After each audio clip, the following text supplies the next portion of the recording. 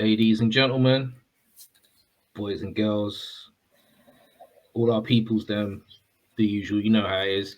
Welcome back once again to the Man Knows Hip Hop podcast with me, your boy Slap, and my partner in crime, my guy. E Major. Here we are, man. Man Knows Hip Hop, the podcast that knows and celebrates hip hop, man. We're back again. Enjoying it, man. Yes, indeed. Good run. Yeah, man, for real. Once again, big up to all of you guys for checking us out. Big up for coming back again every week to check us. Big up to everyone who's been sharing the podcast, talking about it, giving us feedback, telling us what you think. Man, we really appreciate it. So big up to all of you guys for supporting and showing out for us, man. 100%, man. Yeah, man, big up for that, for sure. Yeah, it's been good, man. Really enjoyed it, man. And like said, man, all the support's been really encouraging, man. Just keep interacting with us, man, throwing it out, sharing it as you're doing, man. It's for the culture, it's for each other, man. So we're glad you're enjoying it, man. So yeah, really do appreciate you tuning in every week, man.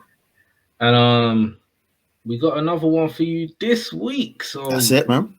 This week we decided that we were going to talk about back-to-back albums. So when you see back-to-back in the title, we ain't talking about that whack Drake track that you lot are trying to talk about, or some killed Meek Mill. There ain't no diss on that song. So let's get that out of here right now. So when we're talking about back-to-back, we're talking about great albums that were followed up by another great album, because there was a whole thing about the sophomore slump in hip-hop. A lot of people dropped an amazing debut, and then a very dodgy second album. Snoop. No, man. Something went down the wrong way. So yeah, man, we want to look at some of the guys who had dropped some consistent quality in a time where, you know, there was a sophomore curse on some of the albums. So we're just gonna take a look at that, and we got 3 each. And man, we're gonna let you kick off with this one. See what you got. No problem, man. Yeah, like you said, man, that sophomore slump, man, took a few people out, man. But I think to drop a good debut, I don't want to say it's easy because I ain't done it, so I wouldn't know. But I mean, I guess it's more feasible because, you know, the hype's around you, you're building up, you got the production, you got the budget, you're doing what you're doing. Then if it blows and even if it's a classic or what have you, to have to do that again, man, that pressure can be on. So I think it's important that we big up, man, and highlight some of the artists, that have done that with the albums, man. It's important, man. So I'm going to kick off with Wu-Tang, man. I have to do it, man. Man, that's so obvious, man. I know, man. But you know what I was trying to do? For real, I was looking at this and I was thinking, let me pull out some obscure ones and that. But then I thought, you know what? I need to literally do what's true to me, man. Tell a lie, bro. That ain't obvious because not everyone likes Wu-Tang Forever. Right. So not everyone deems it as like a great follow-up to 36 Chambers. So there you go. See what the people think. There you go. I was saying I might lose my hip-hop card over this, man. But for me, let me put it out there straight away. There are actual times, if you pull up my old tweets and that, you'll probably see that there's been a few times I've actually ranked Wu-Tang Forever over 36, right? And I know that's, for some people, that's blasphemous, that's crazy, but this is the part where I leave the pod, by the way. This is it. Is it going to be a solo from there, yeah? My last episode. I'm out of here after this. Me going dolo now, man. But I got to say it, though, man. I personally think when 36 dropped, I think what a lot of people are doing when they're looking at the Wu-Tang back-to-back, they're looking at impact. So they're thinking, okay, obviously I'm not talking for everyone, but I think a lot of people, even conversations I've had, they're looking at Wu-Tang, the 36, the impact. We've spoken about this on previous podcasts together. I've heard other people talk about it. Of course, man, that impact that we had when they dropped, it was just something else, man. Do you know what I mean? Because it weren't just good hip hop. It was different. Do you know what I'm saying? And it was that impact. So I think when people look at that and they look at Wu-Tang Forever, they just think it don't match up. For me, I personally think Wu-Tang Forever, 1997, was an incredible album. The only place it went wrong for me, it had a few tracks that didn't need to be there. Black Shampoo is definitely one. Do you know what I'm saying? And it comes on right after one of the best tracks on the albums. It comes on after Heaters.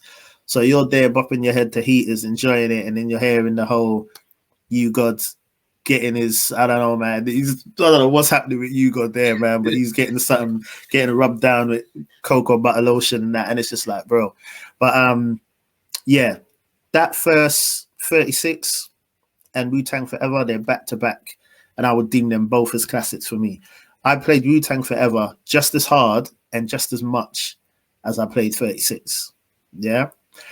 Like I said, take away a few tracks. Triumph alone, and I know it's not that popular to always big up the single off an albums, but Triumph alone, one of the few occasions where every single Wu-Tang member is on a track. Triumph to this day is still one of the best Wu-Tang songs of all time. And I'm not even just talking about the budget on the video. I'm not even talking about that. I'm just talking about the song in itself. It's an incredible song. Every single MC kills it on there.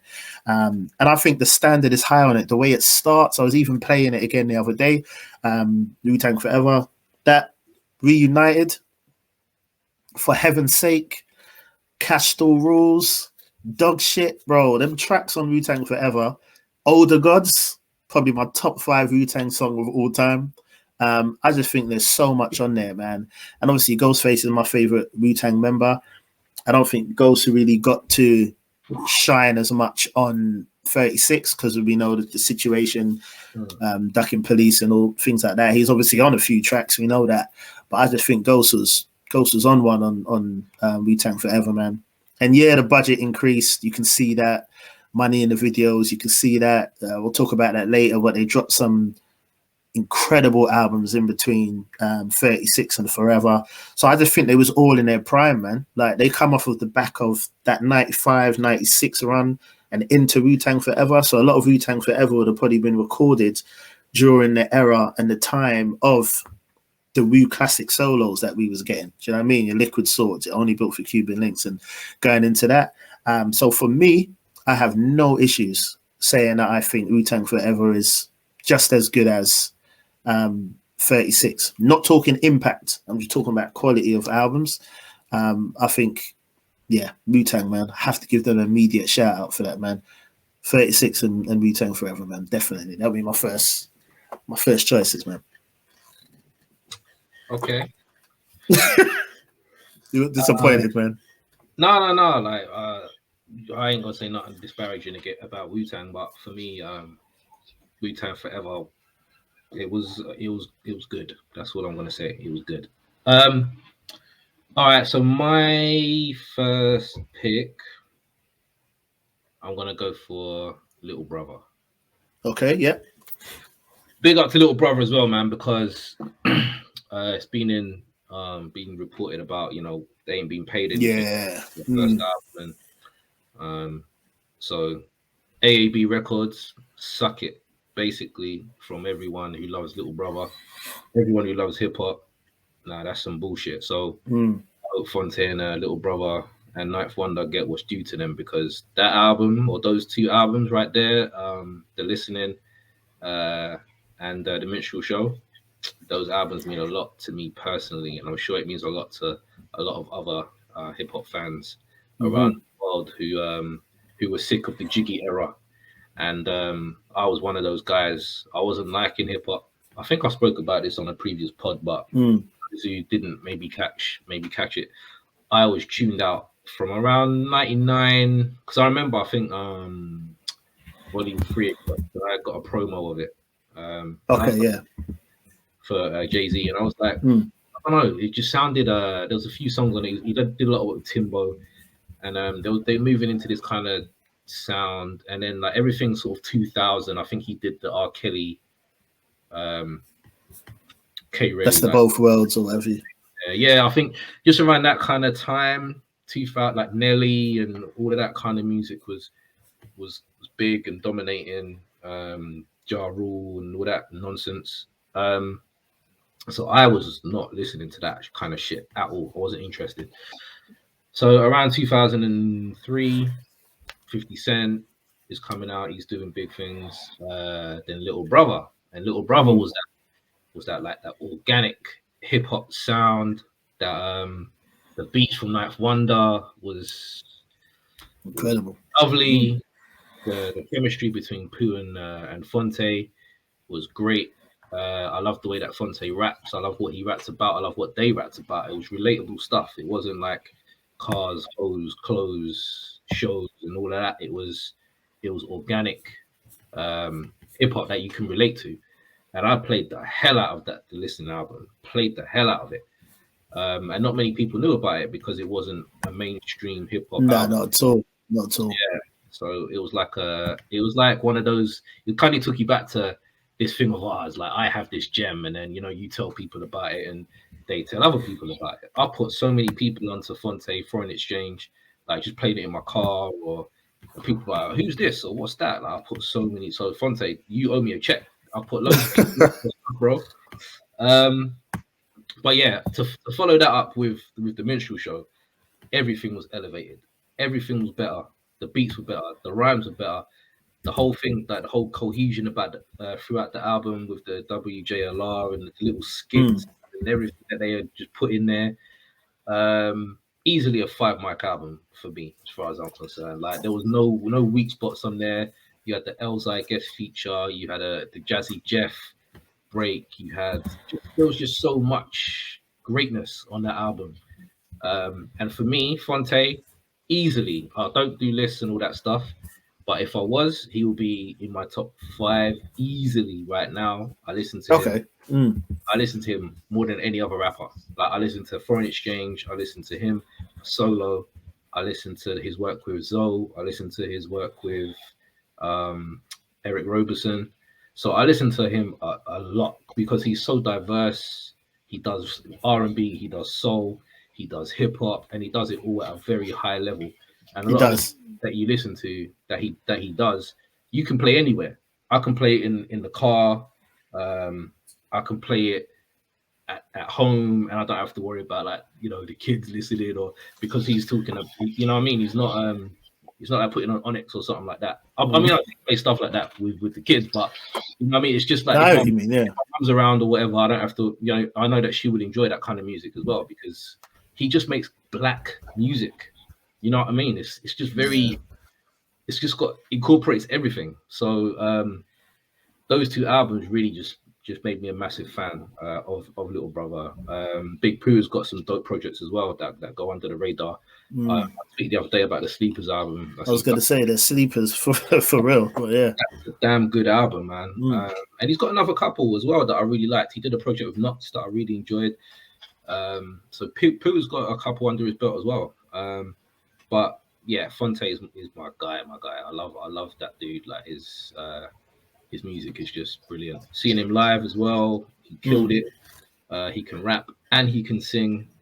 And on both of those albums, yeah, they killed it. Back to back, I don't think there's not many in hip hop that you could say back to back that were miles ahead of what they had done. So for the debut, for them to come out the gate the way that they did, just some guys in college who had met each other, who all had a love for hip hop, came together, made that great album, and followed it up with something that was like, you could say, wow, like they worked at their craft.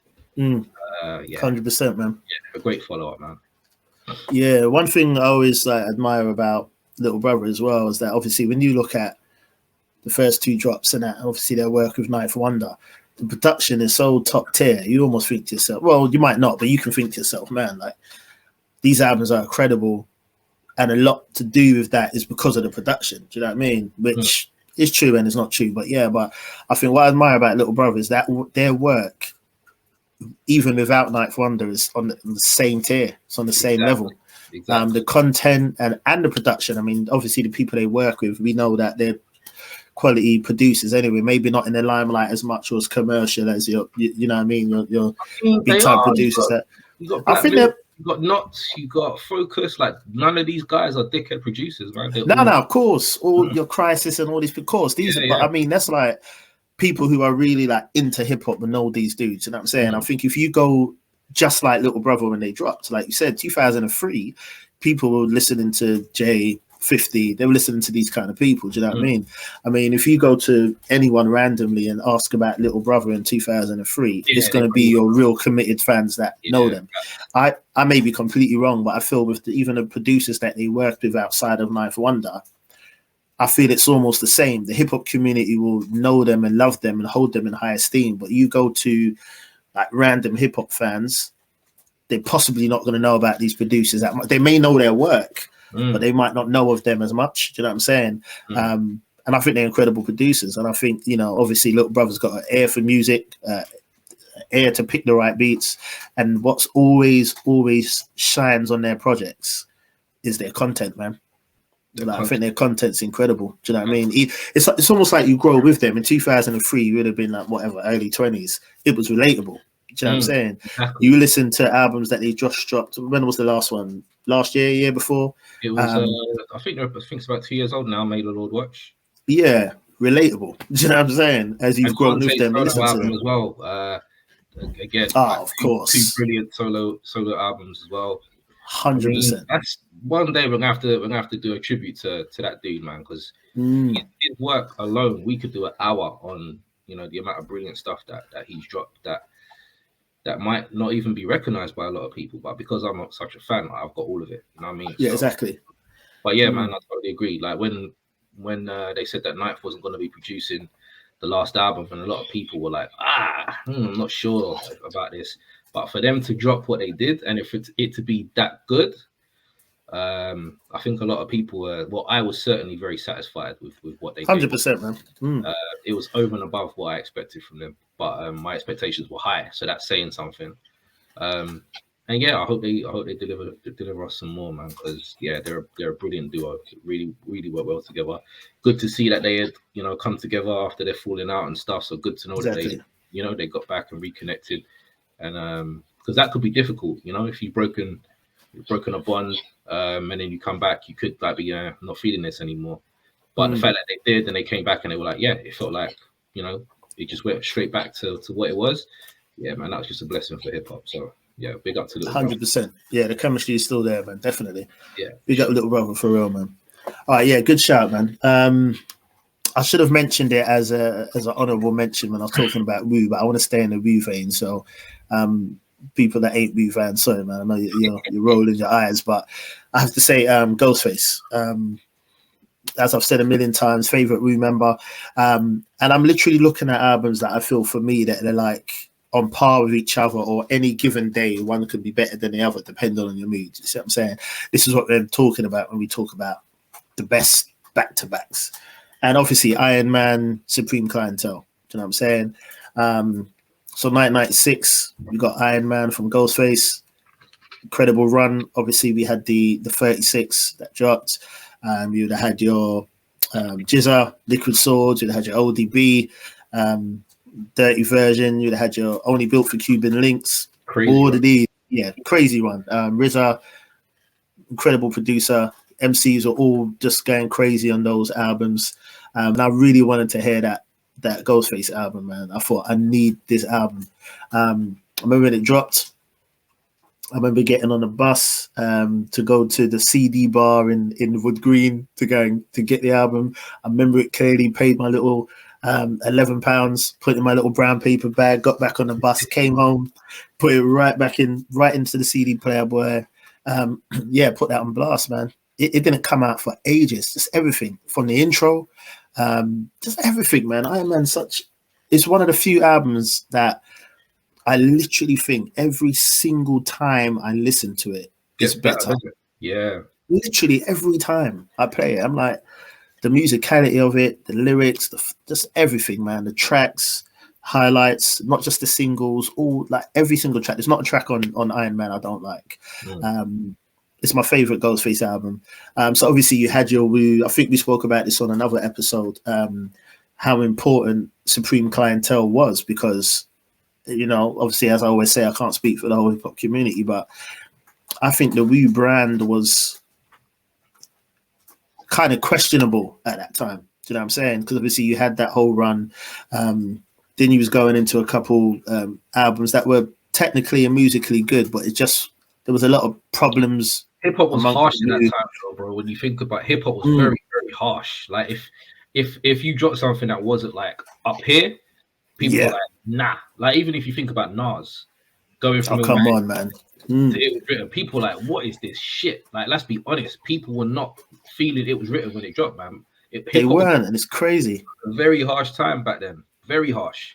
No, without a doubt, man. Like you said, so if people are feeling like it's not on par or anything like that, they was almost doing away with it quickly. Yeah. And that's how definitely, man. And I feel that's how we were almost becoming. Obviously, they're never going to be obsolete. They can't be. But just at that point, it was like they didn't hold the same weight. You had a few albums that were dropping that were people had high expectations of, and probably didn't really hit home. I think the Pillage, Capadonna, I can hand on heart say that album was probably the Woo album I was excited about the most at that time. I literally thought, no, I like it now. At first, I was harsh on it, man. I ain't gonna lie. When it dropped, I thought, but probably because my expectations were so high. But when I go back and listen to that now, I think it's a dope album, man. It's incredible. Like the Pillage is it's a solid album, man. So all this was happening, but yeah, you know, you had your. I hope I ain't got my dates wrong. But I'm sure we had the Rebel INS album drop. Might have been '99 as well. Yeah, it must have been around Controlled Substances. Yeah, I might be wrong, but I think that was around '99. That didn't hit the mark for me, and everyone was like, "That's got to be the best Woo solo. That's gonna drop, man." Do you know what I mean? Rebel INS. That didn't happen. It might have been. Definitely, no doubt. Do you know what I mean? So all these little things were happening, but then Supreme Clientele dropped. Like we discussed, I know it wasn't predominantly like a RZA-led album like that, the production, because most of all the other Woo solo production, it was just RZA all over it. So obviously with this, he had outside work and different things like that. But it was a brilliant album, man. I've said it before. I thought it might have been a little bit long at times, but nah, it was good. The skits, everything about it, the tracks. Yeah, one of my favorite Ghostface tracks of all time, Mighty Healthy, just stupid, man. I had that on repeat last night. It's just stupid, man. The track's just mad. It's like, do you know what I mean? The beat, everything, just the way, yeah, it's just ridiculous. But yeah, so those two back-to-back albums, I think to say, and let me just say this as well, it's actually a pet irritation for me when people credit Only Built for Cuba Links as a Ghost album. Like, it's not. Do you know what I mean? I've literally seen people put it in the discography of Ghostface and say like, "This it's not. It's a co-host. It's a joint album. I think he's only not on what 2 or 3 songs. Yeah, do you know what I mean? But in my thing, even if he was on every single song, it's a rare album featuring Ghostface. You know what I mean? For me, we don't look at it like Only Built for Cuba Links. Raised all over Iron Man. Yeah, but that's how we were. That's how they operate. That's what we loved about it. It was different. They'd be all over each other's stuff. No one says Iron Man's a co-album, even though Raekwon is all over Iron Man. So I'm like, if you're gonna say Only Built is a joint album, you gotta say the same for Iron Man. And Raekwon was actually lyrically better on Iron Man than he was on Only Built for Cuban Links. You listen to them both back to back. Raekwon was on. He was on. He left Earth for the Iron Man. On Iron Man, he were having it. Trust me, it's like he must have just come off of the back of Only Built for Cuban Link and he'd be like, yeah, do you know what I'm saying? But yeah, definitely. So you're not going to look and say, okay, you know, Iron Man was Ghost's debut. That was it. And then to follow that up with Supreme Clientele, yeah, man, one of the best discographies in the game, no doubt. But yeah, I had to give those two a shout out. Sorry it was so Woo-fueled for my first two, but yeah, definitely, man. Iron Man and Supreme Clientele, 96, 2000. So you're a Wu-Tang stan. Bro, I think they're incredible, man. Like, yeah, their impact on the game and what they've done. And I know I'll be the first to say it as well.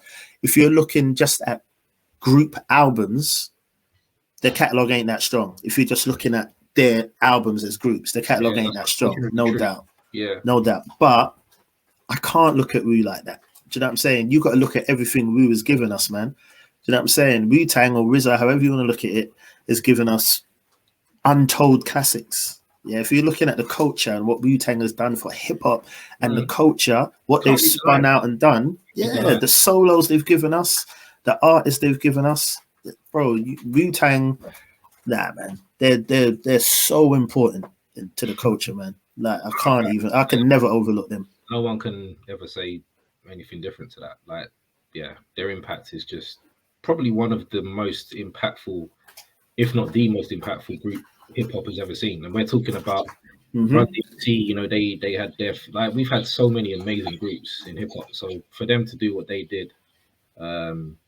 just different level, man. But I think one day we'll have to talk about groups as well. We'll have to do an episode about that. 100%, man. Just before you move on as well, the thing that I was thinking about the other day, and I was laughing about Woo. Do you remember that time when certain Woo affiliates would drop and the albums would have stickers on it and say like Woo approved or Woo certified? Because that's how much clout they had. They were saying people would listen to this album just because it had a Woo stamp on it. Yeah, come on, man. But yeah, I can be here all day talking about Woo, man. Do your thing. Who you got? All right. My second pick, I think I'm going to go for Busta Rhymes. Good choice. And the reason I'm going to pick Busta Rhymes is because for a long time now, we've heard people saying, Busta ain't got no classic albums. And I'm like, that is bullshit. I don't agree, man. Busta Rhymes has classic albums. And if you're going to tell me that the Coming at a classic album, I'm going to need to ask you if you've gone and had your ears checked, if you've got a build-up of wax, if you need some Botex, Trust. Because if you literally go through track by track of that album, we're talking from Everything Remains Raw to Woo-Ha to It's a Party to Death Squad meets Flip Mode. Like he's got Abandoned Ship, all them. Abandoned Ship is such a banger. He brought Leaders of the New School back. Ill Vibe with Q-Tip. Bro, like, are you telling me an album with all of that on there is not a class? Like, what, are you mad? And the impact in everywhere, the charts, the clubs. Even videos, bro, like it changed so much, man. Come on, man. This album came out in '96. I can play that album today and it's still fire. 100%, man. How is that not a classic album? It's a classic, man. That's a classic album. And his debut as well, after what had happened with LONS and all that. Come on, man.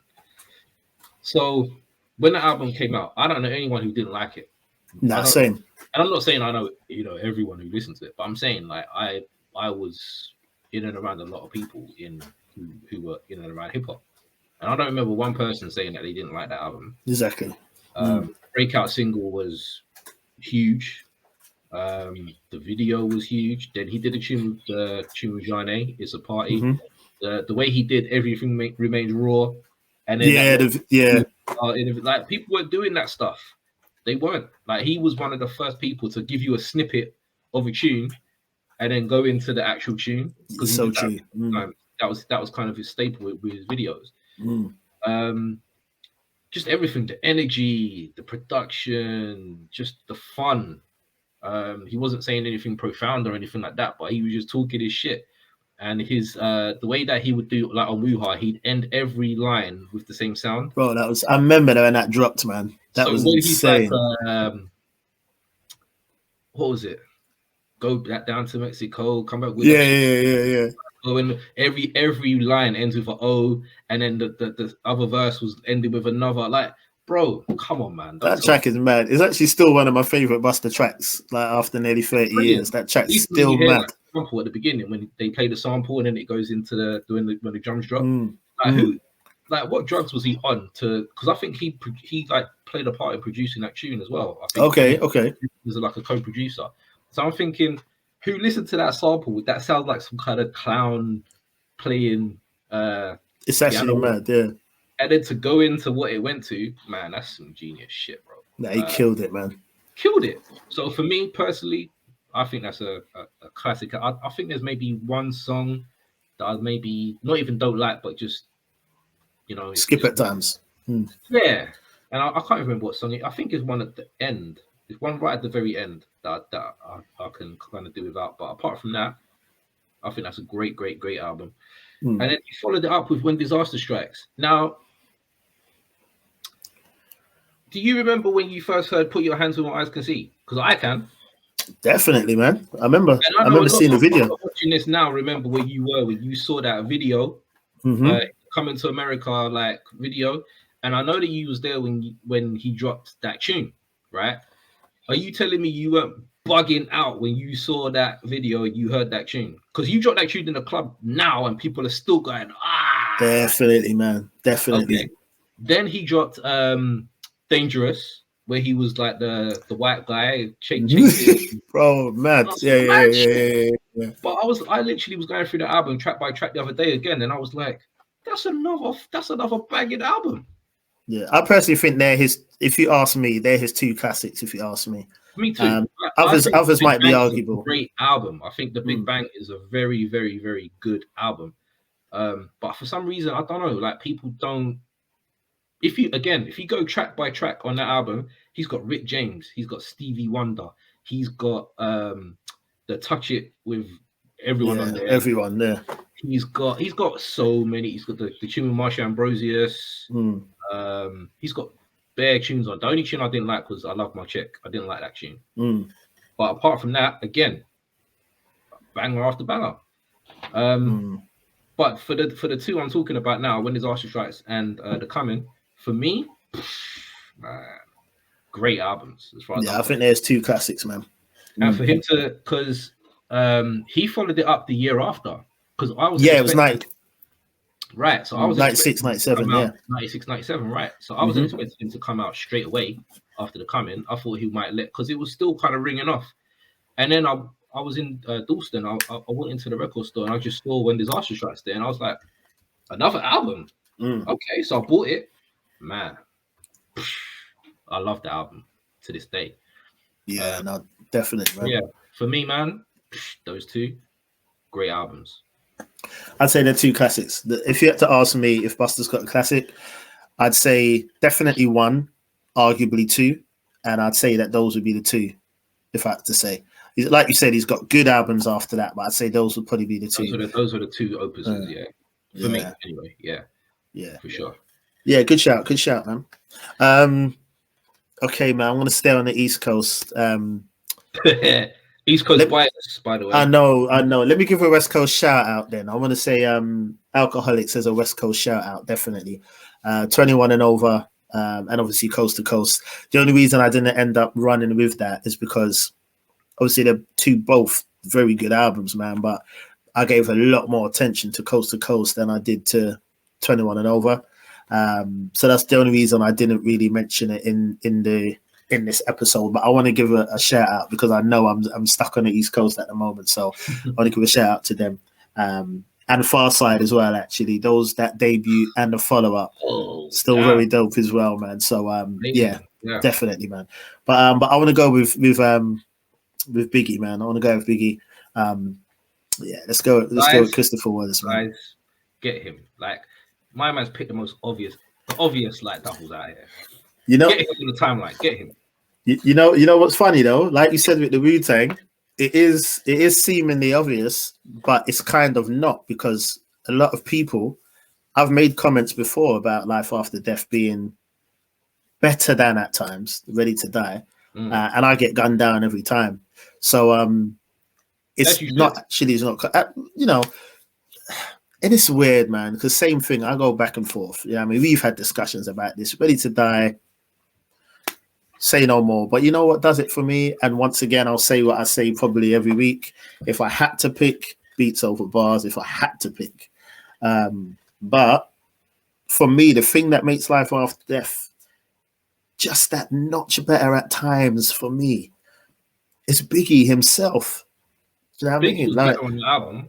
Bro, he was incredible, but the production went of it, but it just felt more like. And listen, I guess this is the thing that makes people prefer Ready to Die, because of the rawness of it, and of course that's undeniable. But I just think Life After Death for me felt like I was sitting in a cinema, like had popcorn, hot dog, you know what I mean, Ben and Jerry's, and I was watching a film. That's how Life After Death felt for me. It was cinematic, you know what I'm saying? From the very first track. The way he's talking about trying to get the Dread guy, then parked by the hydrants, all these little things. If that was the first track, I might have got it twisted. But just everything, you know what I mean? The tracks that are good on there are incredibly good, but the tracks that are bad on there are awful. That's the thing that makes sometimes people say Life After Death can't touch Ready to Die. Which ones would you class as bad? I'll tell you why I'm asking once you tell me because I know already what you're going to say. But yeah, Another. Say Another. Yeah. Sorry. Sorry. On Life After Death.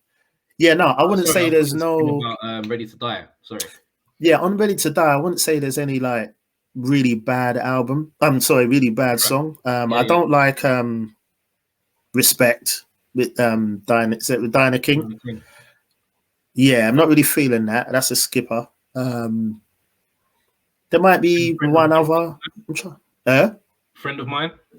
Friend of mine. They're the two that are skippers for me. Do you know what I'm saying? Yeah. And obviously everyone knows Juicy. I don't like Juicy. Do you know what I'm saying? Yeah. But I know I'm alone on planet Earth with that. That's definitely a skipper for me, man. As soon as I hear that intro, bro, that's like a skipper. I'll step out the shower to skip that, man. You know what I'm saying? You know what I'm saying?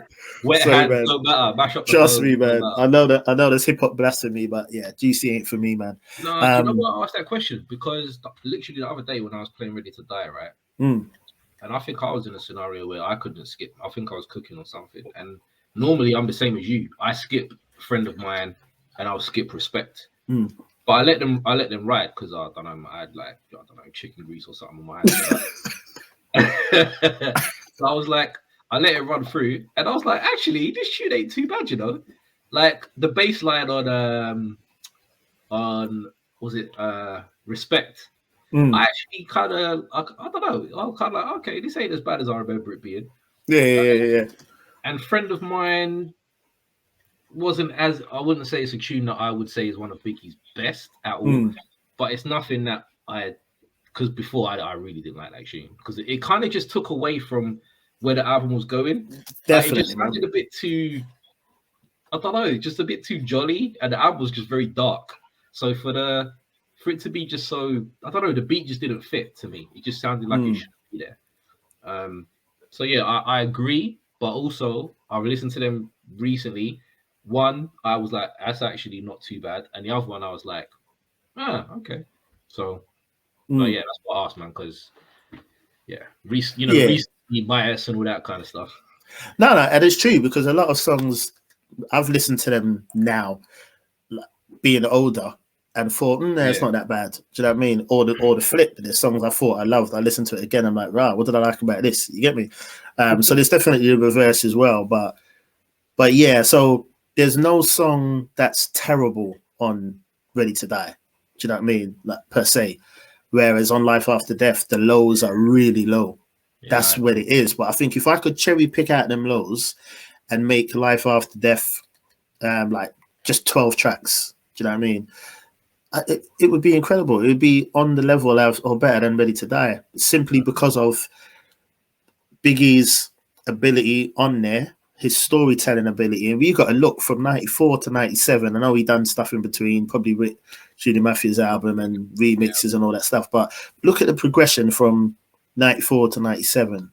Imagine what he would have been doing in 99. Listen, absolutely crazy. But yeah, for me, I've got to put them there 2 back-to-backs. And you know what I mean? I'm not naive, man. I understand that there might be the whole sentimental value thing around it as well, because I know when I bought Life After Death, he had just passed. You know what I'm saying?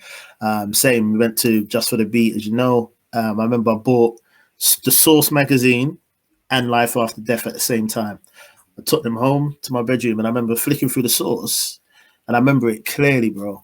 You remember the back of Source? They'd have that comic strip bit, and they'd have the cartoon, the rapper as the cartoon, and it had Biggie coming out of the coffin, or doing something, and it was like a joke. And I remember thinking, "Wow, man, like where's the respect in it? Like he's just passed, in it. Where's the respect?" Obviously, it had been published before, so then obviously the next month, I think Biggie was on it again, if I remember rightly. So that might have been, I think you're right, because they did like something like the RIP.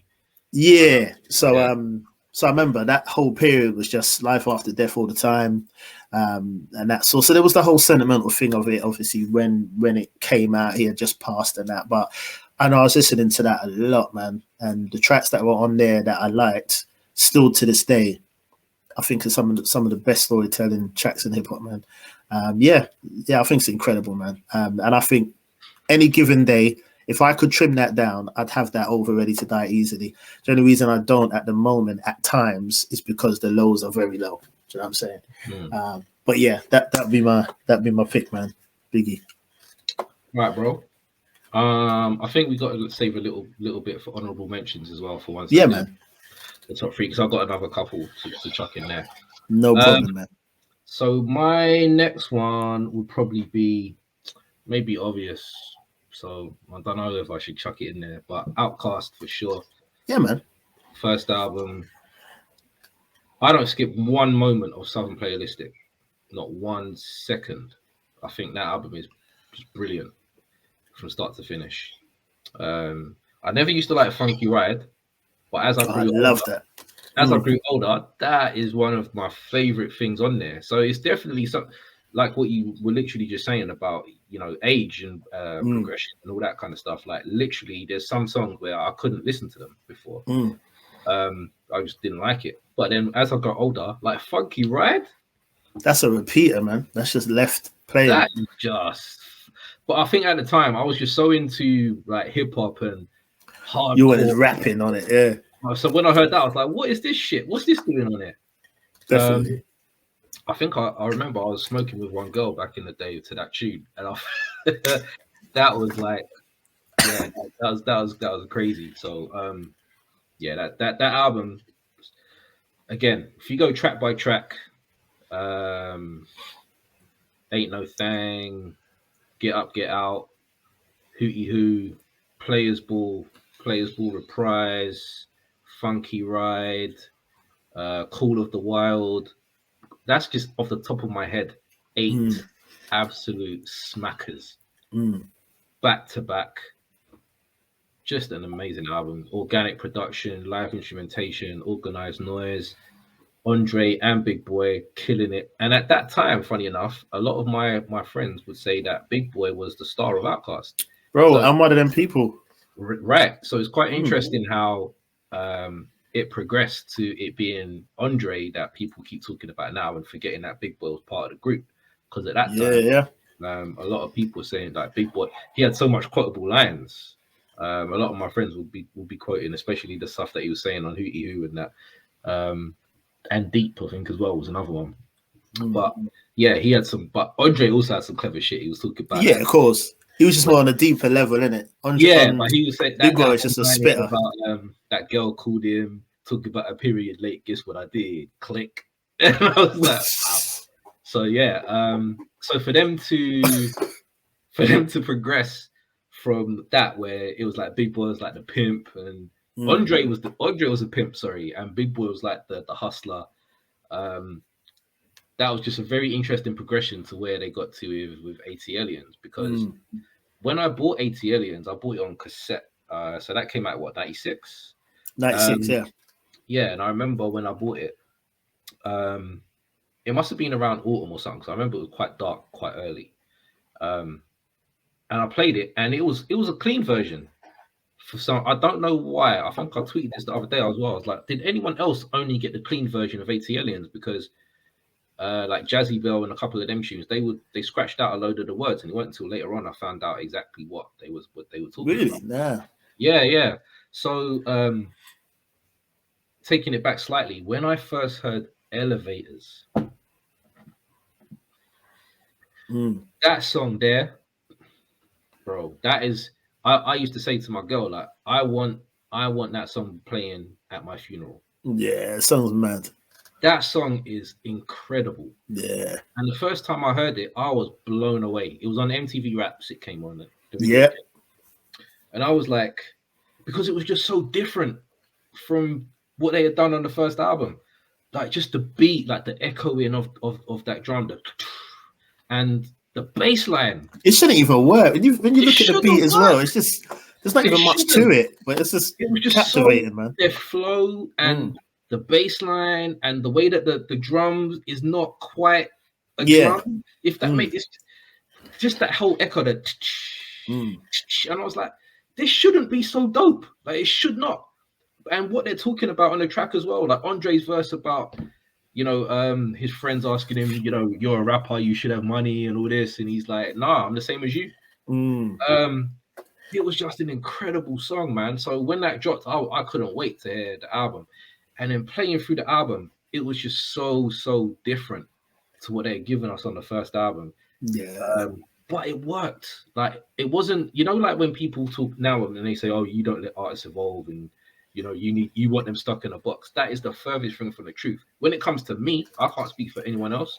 But No, agreed. Expressing and the quality is still high, why am I gonna be mad at that? Exactly. If it's good, it's good. If it's good, it's good. I just don't like it when they try other stuff and it's shit. That's the only time I've got beef with it. If they try something new and it works, I don't care. Andre was wearing turbans, and I think he was like, I think Erica Badu would like finish his life with her legendary box or whatever at the time. so he was all messed up, bro. He was away with the fairies, and you know what I mean. She was putting it on him. So he was doing all kinds of whatever. Like, definitely songs, bro. Like just dope. Like from just dope, man, top to bottom again. But I think there was a couple songs I didn't like on there. I didn't like Extraterrestrial, and I didn't like. There was another tune, but that made up for like mainstream. Or Two Dope Boys in a Cadillac. That's my favorite off the show. There was just so much dope on there, man. So for them to follow such a great debut that I still think is an overlooked album. I still think like people talk about Aquemini and 80 Aliens more than they talk about Southern Playalistic. But for me, Playalistic is right fucking up there because that album is just brilliant, top to bottom. So two great albums back to back. 100%, man. Like a lot of people follow a formula, don't they? Like Primo talks about Gangstar having a formula. So although the sound might be better as the albums, progress. Like if you listen to Daily Operation, still an incredible album, but you listen to Hard to Earn, my mind was blown. I still absolutely love the album. And then Moment of Truth, again, the sound had elevated. My two favorite Gangstar albums, those two. But then Outkast did the same thing, but just from the south, like just incredible. No, it's mad. That's a good shout. It's funny because shout out to my brother Nicholas, man. I remember because he used to always be in school and saying me and you, and I used to think, what are you singing, bro? Like, what is that? You know what I'm saying? And I remember like hearing it, thinking, this is actually mad. Do you know what I'm saying? For me, honestly, fire, bro, fire. I think the reason what you was just for me anyway, what you was just touching on about 80 Aliens getting a lot more props than obviously the debut got, I think is obviously we knew about Outkast and blah blah blah. I know you were saying that I think you was working in the record shop at the time, you was just bagging everything as well, and you bought that before you even really knew of it or who they were. I never really had that experience. For me, I didn't, as you can probably tell, I try not to be biased, but I do prefer East Coast rap. I don't care what comes of that. I prefer East Coast rap, but if it's good, it's good. I don't mind. I've got no regional bias. As me and you have said, we're from the UK. We don't have regional bias. You see what I'm saying?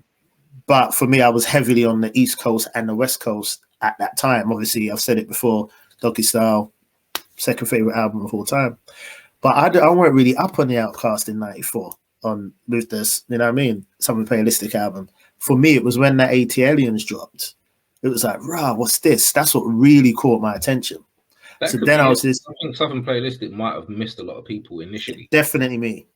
I went back to it, of course, but for me, it was that 80 Aliens. That's what blew my mind. And then obviously Aquemini dropped, and then that became my favorite Outkast album. So I think it's one of those ones where Southern Playalistic was the one that probably caught people's attention, maybe. But then when they really hit was obviously, you know what I mean, you got the Source Awards, the whole 95 Source Awards, that whole issue. South's got something to say. People are hearing what's going on. Then they're dropping 80 Aliens. People were ready for the South at that point. Do you know what I'm saying? And then they went on that crazy run. But definitely two very good albums, man. I had to go back to it, like I said, but when I went back to it, I was pleasantly surprised. Good shout. All right, man. So I've got a couple honorable mentions. I mean, we're coming up for time shortly, so I'm gonna throw 3 honorable mentions. You want to throw out a few as well? Yeah, I'll throw out a couple. Do you want to go first? You go first. Let me pull up what I got. All right, cool. So the first one I'm gonna go for is Onyx. So back the fuck up. That album there was all I remember mostly about that album was how angry it made my parents. That was bad. I used to play that album all the time, right? So in the yard, I'm just playing that album, and then I remember one time, my cousin used to come to my house, and we used to drop him, or my mum used to drop us to school, and I'm there in the car, and I'm like, so I took out the fee, put it in the car, and there's a tune. I can't remember which tune it is, but it's like it's obviously hard. It's Onyx in it, so the beats go in, and they're going crazy on the beat, and then the beat kind of breaks, and then I think it's Big DS comes in and goes, "You dirty motherfucking rat," and my mum went absolutely nuts. Bro, that's mad. She's trying to drive and eject the cassette at the same time, and I'm like, "Mum, you're gonna crash!" Like she nearly took our lives that day, bro. Like she just went like, "Get that crap out of my stereo system." Yeah, that album just holds some good memories for me, man. I still don't know to this day how an album called "Back the Fuck Up" was allowed on stores in that day, because that's what I mean. It's not even dubbed out or nothing. Like the title. Nothing. Like, and back then, like censorship was heavy, bro. Like on all the videos and stuff, everything was censored. It's not like now. Like, so I was very surprised how that album managed to even hit the shelf. 100%, man. I loved it. I loved the production, same, man. Energy. Sticky Fingers was the star by far. Yeah, he absolutely murdered it. Shifty is my favorite. I was just gonna say Shifty. Do you know how much times I used to watch that video, bro? Great. That used to be my name back in school. I used to Shifty. Myself Shifty, yeah. But just disgusting album. And then they followed it up with All We Got Is Us. Let me tell you something about that album right there, man. That album right there, from the time it kicked off with what's the lead single, man? The one that I don't know how. All We Got Is Us. Yeah. Not. What am I thinking? Dark Days. What is it? Last Days. Thank you. Last Days. That's it. Sorry, Dark Days. Last Days. Oh my! That tune is immortal. That tune will never die. That bass line is immaculate. They all killed it. But top to bottom again, I can play the album with no skips, man. I've not given myself to that album much, you know. I ain't even gonna lie. The album is crackers. I don't know what happened, man. I think that is their best album. And don't get me wrong. So many people say that. I absolutely love the third album too. Again, Shut 'Em Down. Shut 'Em Down. I love Shut 'Em Down. There's so many slappers on the album, and the storytelling is incredible. Robert Vick, Veronica. They've got so many tunes on the album. But for me, that's a hard album. All We Got Is Us is so good. I need to visit that again. From top to bottom, great album, man. And I never expected it from them. I thought they might just be a one-hit wonder because they were so different, so angry, so energetic. I didn't think they might be able to follow it up, but they toned down the energy maybe slightly on All We Got Is Us, but the rhymes were better, the beats were better, and the album was just fire. So what year was that? What year did it 95. drop? 95. That might be why, man, because 95 is my favorite year, man. And it's like so much heat on there, like, you know what I mean? Yeah. So, I don't know how, man. I just didn't spend much time with that, man. The first one killed. I remember from Throw Your Guns. I remember I had the red vinyl. I don't know how you won't like the second one, because the second one for me is way better, and I love the first one, so that tells you. I'd also give not a shout out, but I'd also say I got to get. All right, let me go with this one first. Foreign Exchange, and I'm going to keep it short and sweet. You know how much I love Foreign Exchange. Yep. You know how much I love the whole Justice League. Everyone from Little Brother to Median to just everyone who's in there. Caesar Comanche, all of them guys. Joe Scudder, big up yourself as well. All of them love that whole movement. But the Foreign Exchange with him and Nicolay, brilliant albums. Connected, Leave It All Behind, Authenticity, one of my favorite free ones in hip hop, soul, R&B. Amazing albums, top to bottom. If you haven't listened to them, please go and do that. And then my last one will be probably The Game. I don't really check that, but his first two albums, I don't think anyone will discredit him. No way. Especially the second album with No Dre, he managed to still pull it off. So that's a hard album, man. Yeah, hard album. So I still got to give him props for that, man. So yeah, it might even been you that was saying that. Actually, lyrically, he was better on. He was Doctor's better on Advocate. Yeah.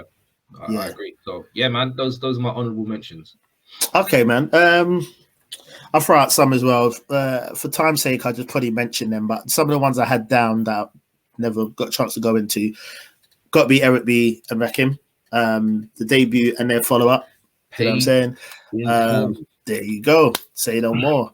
There you go. So, a lot of people, there you go, right behind me. I just remembered a lot of people credit that as, one of the greatest hip-hop albums done. And it is. You listen to that from start to finish, really, it doesn't really put a foot wrong. It's an incredible album. Anyone putting it in their top 10 of all time, top 5 of all time, I ain't going to argue with that. Obviously, before I was in on the game like that, so I went back to it. So that would have been 87.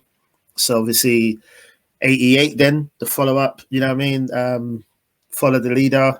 I think that's just as incredible, man. I was just saying, I might have been talking to Kill, shout out Kill, on something he posted. That's probably, I probably got that over Paid in Full, if I'm honest. Do you know what I'm saying? The follow-up. I just think they're two incredible albums to have, man. Do you know what I'm saying?